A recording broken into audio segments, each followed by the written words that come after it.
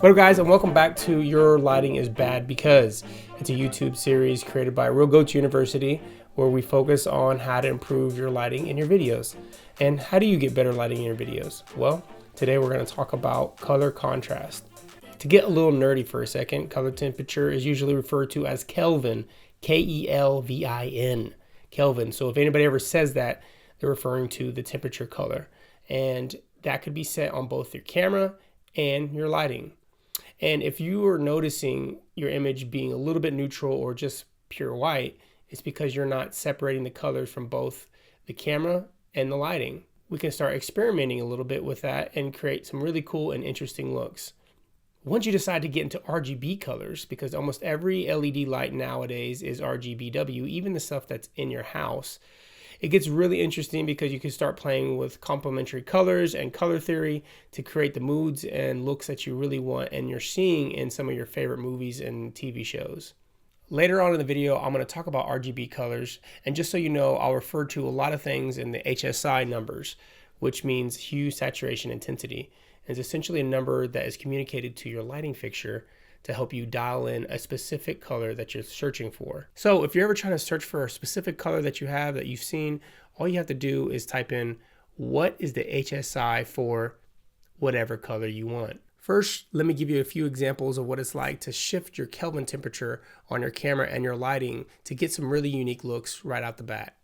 One thing that I learned early on was that if I wanted to create some nice feel in my room that was colder, I could just pop on any LED light, set it to 5600 or even colder, 6300 or 7000, turn that thing upside down, hit it right to the ceiling, and all of a sudden now the shadow detail starts to raise up a little bit, again, just creating color contrast. Let's set our camera's Kelvin temperature to 4800 degrees and start to shift around our backlight and our key light to see if we can get some more unique kind of gritty looks out of the camera.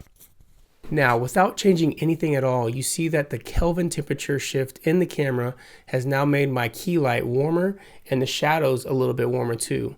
Let's say that I want to keep the cold shadows, so what do? All I did was just adjust my backlight to go back up to about 6500 Kelvin, which was the max that I could push the lighting above me. Otherwise, I could keep cranking it up. If I can go all the way to 10,000, I could have showed you what it's like to keep increasing that thing and making it look even colder. The reason I show you this is because maybe you don't have the ability to change the Kelvin temperature on your lighting fixture. Maybe it's stuck and set at a certain look. Maybe it's only daylight or only tungsten balanced at 3200 degrees. So by playing around with the internal Kelvin temperature in your camera, you can kind of shift around and balance the lighting to your key light how you want it. So let's set everything to a daylight balance and see what it looks like now with the look of a daylight balanced key light and overhead.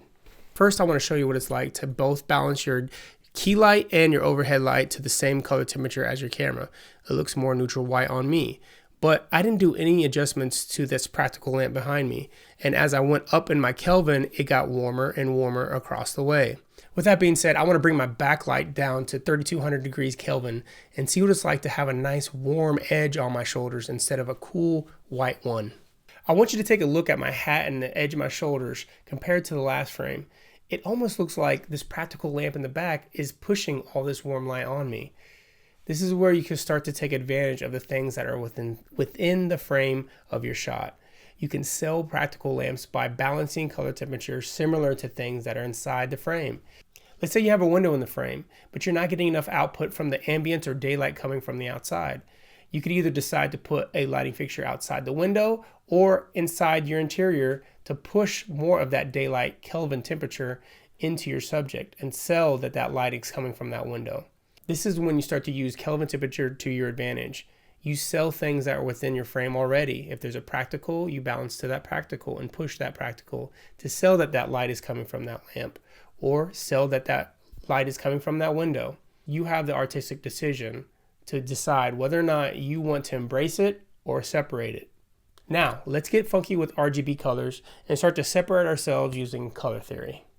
Okay, hold up. Stop. I'm going to ask you one favor. Please. I would love it if you would share this episode with one of your friends or make a comment of some of the things that you're learning, or tag us on social media and share it with all the followers that you have, all the many of thousands of people that love you tell them how much you love us, or, you know, this episode at least. My goal is to be able to constantly pump out this content on an educational side so you guys can grow just like you guys. I've learned from YouTube University, and it helped me so much, and that's what I'm trying to do, is give back and create positivity. Whether you share it or not, I'm not going to be butthurt. Now, on with the show, James, or the lesson, or whatever you're teaching right now. Okay. The first colors we're going to play with are red and green. Red is set at 360 degrees or 0 HSI, and green is set at 120. With red, you can take some of that saturation out or add it back in depending on how red you want it to actually be. But what you notice about red, it's always really hard and difficult to balance it to the skin because our skin already has a lot of red inside of it. So be careful with red to make sure you're balancing correctly with your key light. With the backlight being pure green at 120, sometimes it's a little bit too much for me. I like to shift my green closer to 200, around the 160, 180 marks. I feel like introducing more blue gives it kind of a more unique look, a look that I find to be more pleasing in my opinion when you start to use green. Or you could shift it back down closer to yellow at 60. So somewhere in between 90 and 100 could be a really cool look just to get a little bit warmer tones within your green. But again, this is an example of HSIs being set at 360 for my red key and 120 on my green. Both of them are set at full 100% saturation. Now, let's try our next look. This is an example of one of my favorite color combinations, which is ocean blue and amber. And you could change these vice versa, whether you key someone with like the ocean blue and have a warm amber on their backlight. But regardless, this is something that I love to use in music videos or in really dramatic scenes, nightlife scenes. I started to use and explore these ideas in some of the numbers like 215, 218, 219, where I got closer to blue, and then I started pulling it back to green, which is kind of settled into this like 200 mark.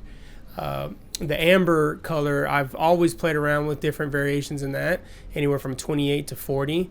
I first started out at 40 and then worked my way back to red a little bit more, and amber is kind of landing around this 28 to 38 mark on your HSI color wheel.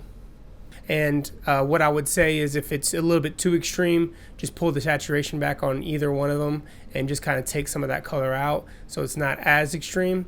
One thing that I will mention when using RGB colors is don't forget you have color grading to help you push your saturation.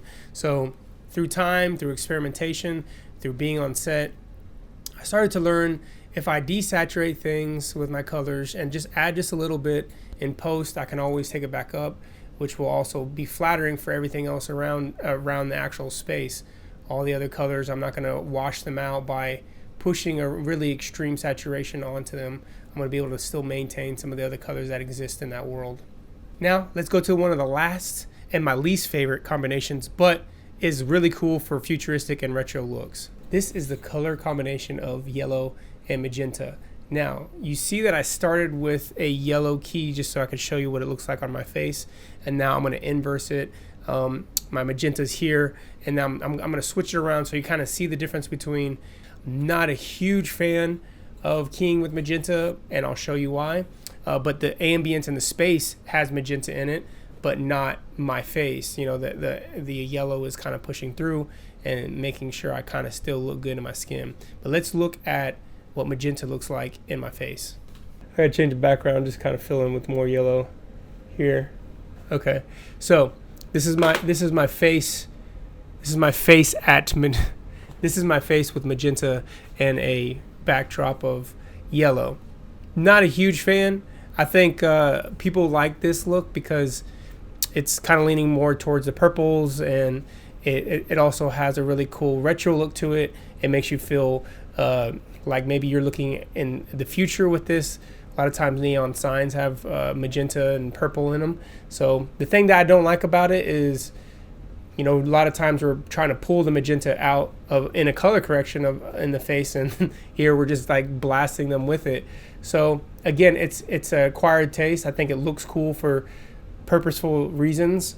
If I'm trying to go for the whole futuristic look or some kind of retro look, or in the neon environment, I will push this. But very rarely will I go magenta. I might get closer to purple where I push it more up in the 320s or something like that, or not necessarily red. Obviously it's 360, so somewhere in between the 300 and the 360, I'll find a number that looks really good, so I push a little bit more red into it.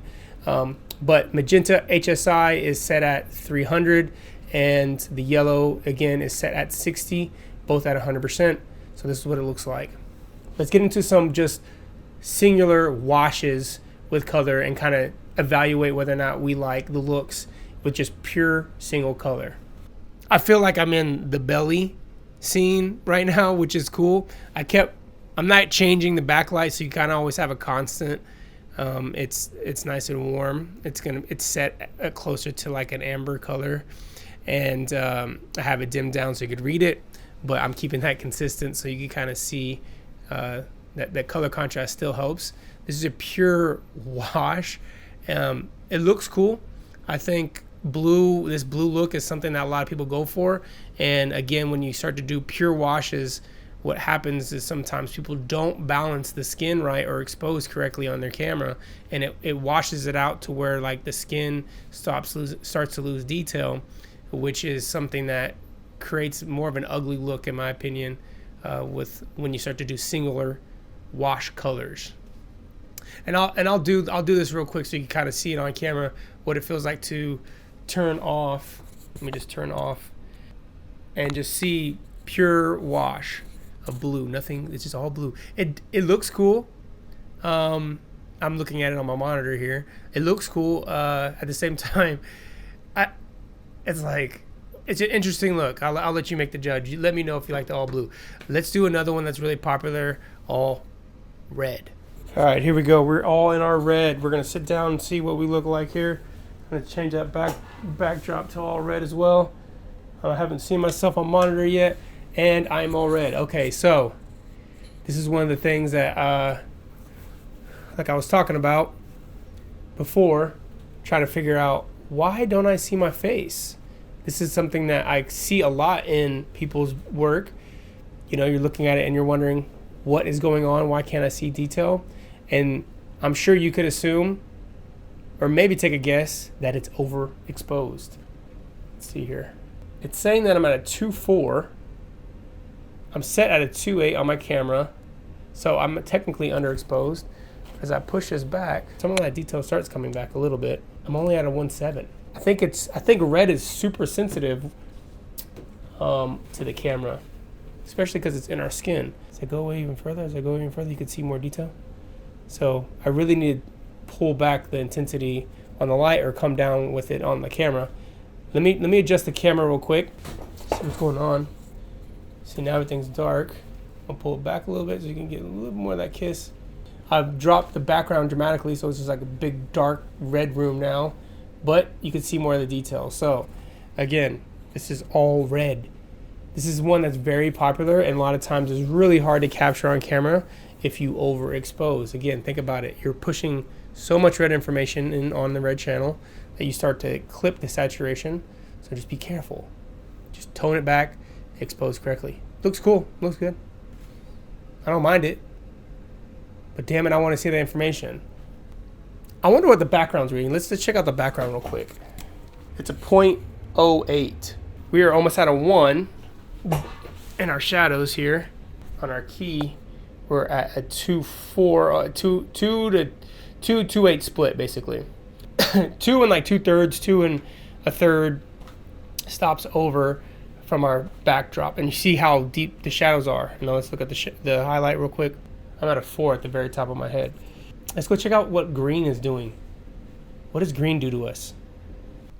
Let me know what you think about this green. I mean, I think the green, it's kind of like the same thing what I was saying before. The RGB channels, whenever they start to get washed out a little bit, then they lose all that value, and that's when you get those bright spots. And that's something that in the early stages of filming that I could never understand. Like, why can't I see the detail? I feel like I'm exposing correctly, but I'm not really considering the fact that I'm washing one channel with too much of the same color. So you kind of see again as I push towards my face, you know, it's washing out the detail. And before, the issue that I was having with some of the lighting that I noticed is that And it was just like I do it all the time. I make mistakes like this all the time where if I don't measure it, then I'm kind of confused about what I'm looking at. I need to measure my lighting. That's why having a light meter is so important. I measure my light, make sure that it's balanced with my camera, and it's one of the early starting points. If you could measure your light, then you set your camera to that 18% gray, just like it's showing up on our skin, so we can see all the beautiful detail that we have in our face. Okay, so what was your favorite color? You think about that while I reset these lights to something a little bit more normal and let my eyes reset, because I'm seeing all sorts of green and reds and blues, and I'm not really sure what's real anymore. Okay, I'm gonna keep the cold blue background, and then I'm gonna turn my practical back on. Boom. And then I have this nice cold shoulders here, and I have a very warm, nice, beautiful key. Set my color temperature on the camera is set to 3400. My key light is set to 2900. This is at 6500, and I just have a cold backlight with a nice warm practical. So let's take some readings real quick. F4. Again, 2 stops over on my backlight. I got a 4 here, and the camera is set at F4 as well. So this is the look. This looks cool. You got some deep, rich shadows. I think this is one of my favorite ones for like maybe doing interviews or interview styles. If I did like a really sensitive and emotional interview, I probably wouldn't go so crazy with that backlight. I wouldn't be so crazy with it. It'd probably be more in there. It still has lighter tone. That's like an ocean blue. Again, thanks guys for watching. I really appreciate you guys tuning into this episode of Your Lighting is Bad Because You Don't Have Color Contrast. Until next time, my name is James Rico. You can find us on Real Goats University, and Rico Did It is mine. Our Instagrams are all in the description. Make sure you guys tune in, follow, find some short tips, some daily tips on how you can improve your lighting, as well as finding all of our cool content on therealgoats.com. You can find this cool hat if you want a hat. If you want that hat, it's a Pokemon inspired hat designed by some really cool people. So until next time, again, thank you for subscribing. Please comment. I would love to know what your favorite lighting tip is. What do you do? What did I forget? Tell me your HSI numbers. And then also tag me in any of your work that you've done since watching this video. Again, appreciate it so much. Stay tuned.